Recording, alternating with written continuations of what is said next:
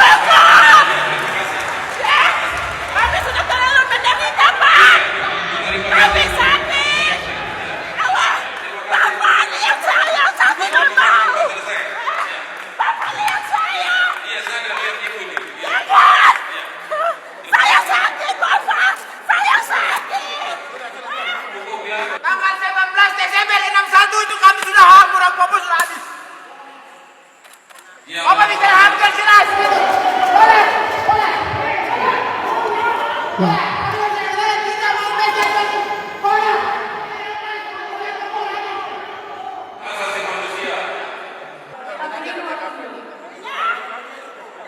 Sudah 2 kali ke MRP, 2 kali RDP.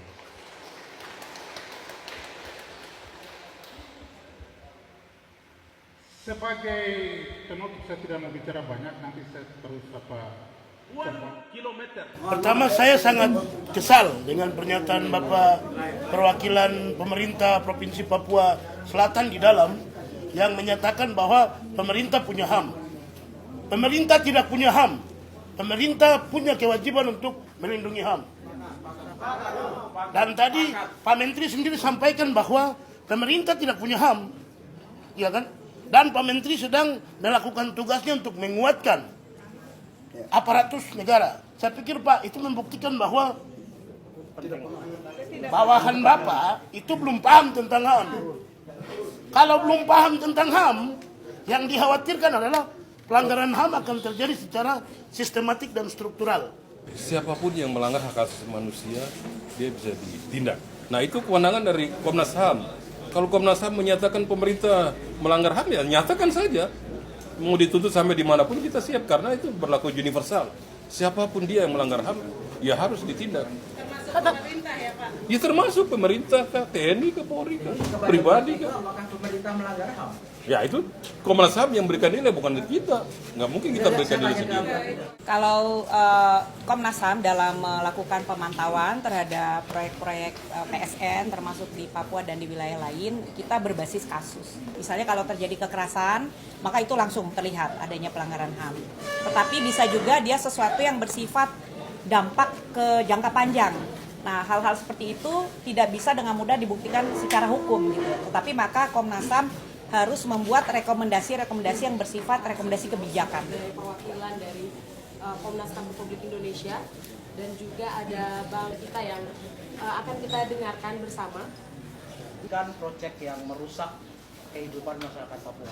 Jadi yang kita bawa dari kampung-kampung, distrik-distrik, ini adalah korban langsung yang hari ini tanahnya diambil. Tidak ada sepeser pun yang mereka pegang. Tidak ada upaya.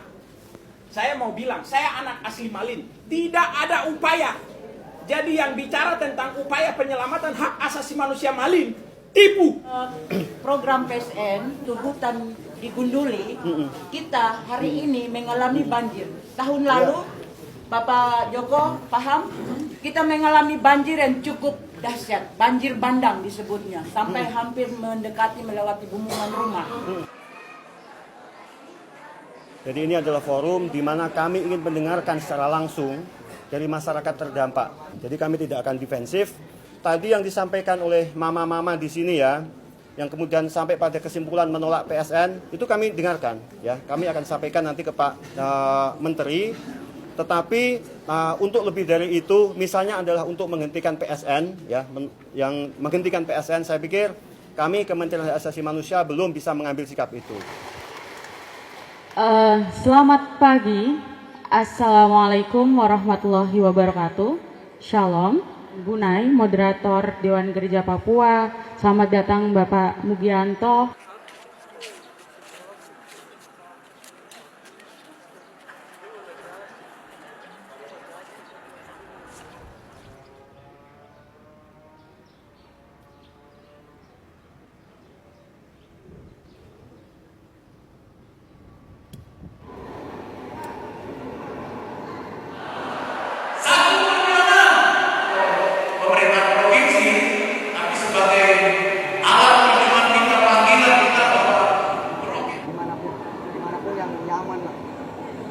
Kami sampai pada kesimpulan bahwa menghadapi proyek strategis nasional ini tidak bisa dilakukan dengan secara sendiri-sendiri, tetapi harus dilakukan dengan solidaritas yang luas, baik oleh aktivisnya, gerakan sosial, maupun masyarakat adat ataupun juga masyarakat rakyat yang terdampak dari proyek strategis nasional. Ya, jadi harapan dari pertemuan ini bagaimana kita ada persatuan yang meluas.